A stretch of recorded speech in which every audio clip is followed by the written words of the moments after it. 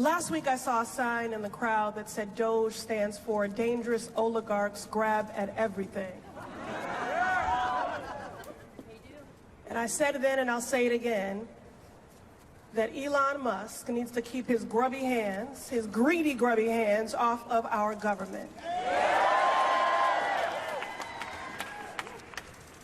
You know, I don't know about all of you, but I'm having a hard time sleeping at night.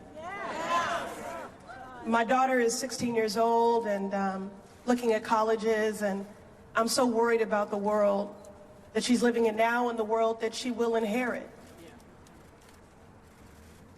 And I asked myself, you know, how do we get here? How were working men and women convinced to believe that a failed businessman who was godless and lawless could lead them anywhere? Because he lied. Because he's a liar and a crook. But you know, he's been given a lot of oxygen. I want to give you all some. You're all here when you could have been anywhere else because you give a damn. You give a damn about this country.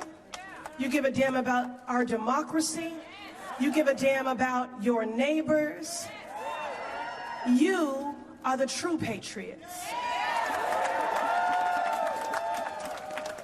Now, you may not have an occupant in the Oval Office that cares about lifting your burdens and lightening your loads and harnessing your dreams to make them real. But know that the Democrats that stand behind me, they have got your back. And we will stand up and we will fight until they stand down, because we are going to match their energy.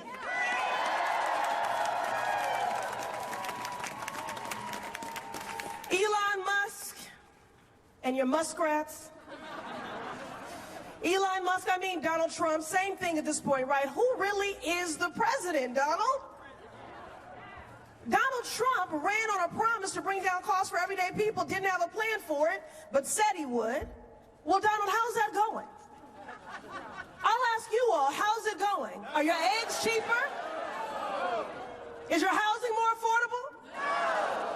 Tell me how letting Elon put his paws in the cookie jar is helping a single person who calls this country home. Families are struggling, the rent is too damn high, the cost of groceries is too damn high, the big banks and giant corporations are all too eager to nickel and dime hardworking people. And you know what has been a saving grace for families trying to hold on to a buck? This small but mighty government agency, the Consumer Financial Protection Bureau.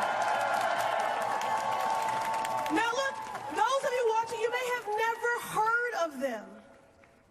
You know, isn't it just the truth that you don't know how much you benefit from your government or your democracy until someone comes through with a wrecking ball and creates a constitutional crisis with an unprecedented power grab?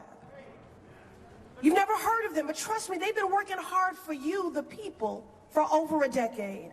They are the same agency that got banks to cap overdraft fees. They take on scammers that are after our elders' money. They stop the medical debt from dinging your credit report. They go after banks that practice lending discrimination. This is what we're going to dismantle? What in the hell kind of government efficiency is that? No justice for scam elders? Look, let me tell you something. I'll take a bit of umbrage here. I'll speak on behalf of my colleagues. I think I can say we are all willing to work with anyone who's serious about doing the work of censoring the American people and advancing progress. But they are not serious. This is not about government efficiency. What kind of efficiency makes people hungrier, poorer, and less safe?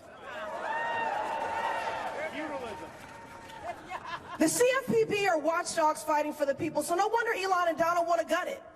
They don't want watchdogs protecting the people. They want predators and bad actors to run rampant and take people for a ride. These men just want to pillage the government and make themselves rich. Meanwhile, the CFPB, this essential agency that could put $21 billion, that's B with a billion, dollars back in people's pockets. Now, if you're Elon Musk, with a net worth, are y'all ready, of near $400 billion, maybe that's pocket change, but not for everyday people.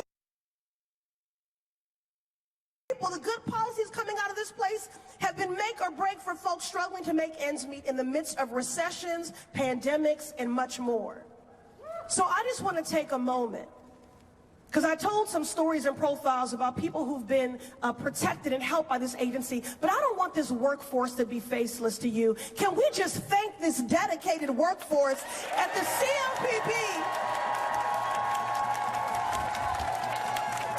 Agencies across our government who have been doing this life-saving work. They take pride in this work.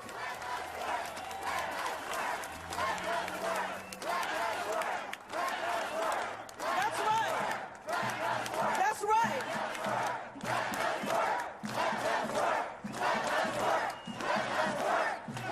They do life-saving work, and this is also about their lives and their livelihoods as well.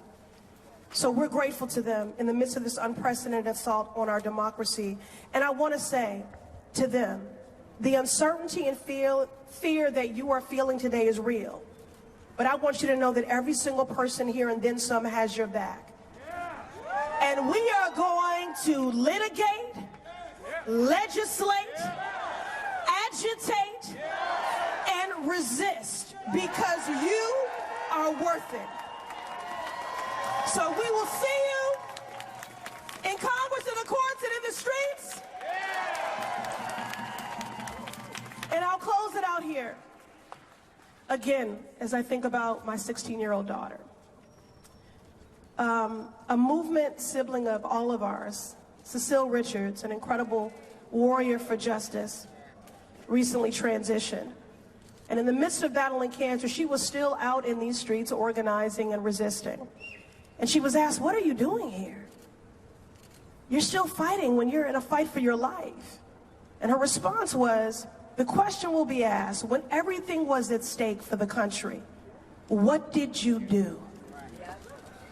And the only acceptable answer will be, everything that I could. Thank you all.